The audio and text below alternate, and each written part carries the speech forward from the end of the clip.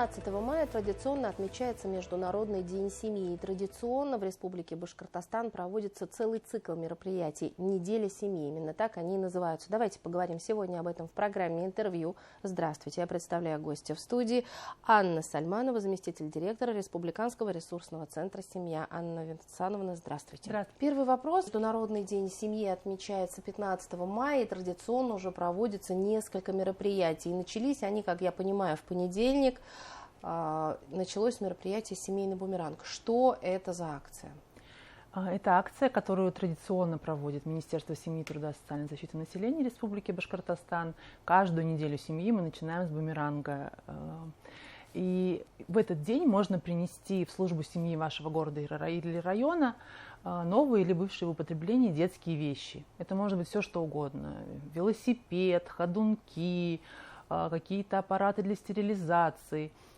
Все то, что вам было очень нужно еще вчера, да, но сегодня ваш ребенок вырос, и это может пригодиться кому-то, кому это сейчас недоступно, да, но это очень-очень важно для него. Поэтому вы можете принести это в службу семьи, адреса и телефоны можете узнать по телефону 8 800 347 5000. Это бесплатный телефон центров «Семья». Центр «Семья» есть в каждом муниципальном образовании республики, поэтому, позвонив по телефону 8 800 347 5000, узнаете ближайший адрес, и если у вас есть эти детские вещи, относите их туда. Вообще неделя семьи – это традиционное мероприятие, которое продолжается не только 7 дней, да, как нам кажется, но вот именно даже вот эта акция «Семейный бумеранг» продолжится не один день, а протяженностью. Вот до какого времени можно? В течение месяца вы можете принести эти вещи в центре «Семья». Насколько сейчас отзывчивы жители республики, когда приносят какие-либо вещи? Ну, мы вот каждый год подводим итоги, чтобы вы понимали, неделя семьи в нашей республике, она уже 7-я, с 2018 года, именно тогда, когда наше министерство получило приставку Министерства семьи, труда и социальной защиты населения, мы проводим эту акцию «Неделя семьи». И я вам могу сейчас сказать, наверное, больше 1000 участников за это время в этой акции поучаствовали, и огромное количество детских товаров нашли новых хозяев, и кому-то сейчас очень-очень помогли. И здесь что самое интересное, что потом участники этой акции снова в ней участвуют каждый год и делятся тем, что необходимо нуждающимся. Анна Венсановна, вот я посмотрела на мероприятия, которые проводятся в течение вот именно этой недели семьи, есть самые разные, да, мы только что с вами говорили о семейном бумеранге, о том, что можно принести вещи, но есть и такие, как наш семейный любимец, объединиться добром, здоровая семья, здоровая республика, день детского телефона доверия, даже есть удачные недели, то есть вот здесь вот стараются объединить самые разные сферы жизни, да, я так понимаю, здесь и спорт, и совместный отдых, и совместный труд. Правильно понимаю? Социальная поддержка. Социальная поддержка, да. Почему именно вот выделили эти направления, насколько удается именно реализация этих направлений? Я уже сказала, что мы 7-й год проводим акцию «Неделя семьи», и за это время та или иная акция, о которой вы сейчас сказали, уже была очень востребована жителями нашей республики, и поэтому именно они такие уже апробированные и очень необходимые жителям нашей республики акции. Единственное, вот «Парикмахер добра» акция, да, которая стартовала сегодня, это акция, которая затронет 14 городов России. Сегодня в 5 утра по нашему времени она стартовала на Чукотке. В 3 часа дня она будет сегодня стартовать у нас уже в нашей республике, в нескольких социально ориентированных организациях. Это стрижка добра для нуждающихся людей, для тех, кто по той или иной причине не может себе этого позволить самостоятельно. Это психоневрологические интернаты, детские дома. Для 7 участников специальной военной операции сегодня будет акция в одном из подразделений партии «Единая Россия» в нашем городе. Поэтому это все проверенные временем акции. Есть какие-то еще новые, может быть, и новые идеи среди этих? Ну, если говорить о том, какая стала впервые, может быть, так активно именно в этом году, то это Международный день детского телефона доверия. Вы знаете, что в России есть общероссийский номер детского телефона доверия 8 800 2122. Этот день отмечается 17 мая. Мы его отмечали всегда, но вот в рамках недели семьи вот так активно мы это делаем впервые. И все желающие могут принять участие в этот день в прямом эфире, который мы организуем в 15 часов на странице нашего республиканского ресурсного центра ВКонтакте. Это будет очень интересный прямой эфир, который мы назвали «О чем молчат ваши дети». Но так как телефон доверия детский, да, несмотря на то, что на него могут позвонить взрослые и родители, только по проблемам детей, да, мы собрали такую интересную статистику, связанную со звонками детей и подростков нашей республики. И хотим поделиться вот этой интересной статистикой с родителями, которые захотят принять участие в этом прямом эфире. Ну и, конечно, дадим рекомендации по вопросам воспитания их детей. Кто будет на обратной связи, кто будет отвечать на вопросы, какие специалисты? Это будут психологи, непосредственно я буду вести этот прямой эфир. Это психологи, которые занимаются продвижением, информированием о детском телефоне доверия в нашей республике. Вообще, какие проблемы сейчас волнуют детей? Очень многие говорят о том, что у современных детей нет авторитетов. Вот насколько это правда? Или, может быть, мы не знаем, как к ним найти подход?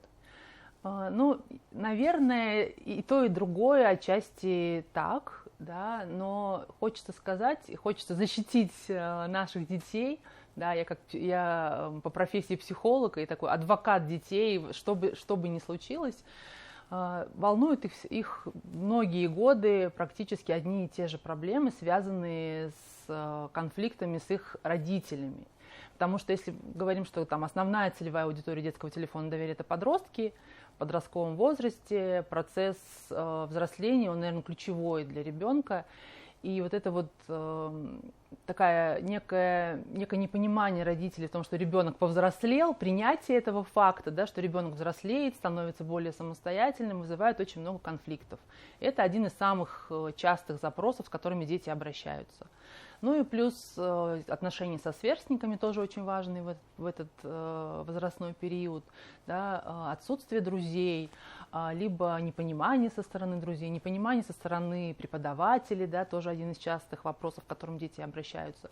Но наряду с очень такими важными кризисными звонками, да, тяжелыми, дети звонят по абсолютно разным проблемам. Иногда нам, взрослым, может показаться, что это за проблема, да, например, там, не знаю, там, я очень хочу домашнего питомца, а родители мне этого не разрешают, да, или, допустим, там, в моем городе мне очень скучно, потому что в моем городе, в моем районе мне некуда пойти, мне нечем заняться, да, я не знаю, что мне делать, и вот сижу целыми днями дома, а мне очень-очень скучно. Вот как-то так. Ну вот если для детей есть телефон доверия, но у взрослых тоже возникают вопросы, да, и мы понимаем, что вот у детей как-то вроде бы понятно, да, чего им, как ответить, как направить. Взрослые, у них же тоже есть вопросы, да, и у родителей, как им быть? Ну, во-первых, в наших центрах, вот тех самых службах семьи, о которых я сказала в начале, в каждой из наших служб есть психологическая помощь. И служба семьи есть в каждом городе, в каждом муниципальном образовании республики, можно обратиться туда. Ну и плюс там, по линии Минздрава есть психотерапевтический центр, у которого есть свой телефон доверия, на который могут позвонить уже непосредственно взрослые, да, со своей проблемой. Ну, так случилось, что детский телефон доверия, он по проблемам детей. Да, вот в психотерапевтическом центре есть телефон для взрослых, и может позвонить туда тоже. Современная семья, все-таки какая она? Как вот выжить ей в этом мире, где и бесконечный рабочий процесс, мы еще и детей нагружаем всевозможными кружками, а как иначе им найти свое призвание и свой смысл жизни, да?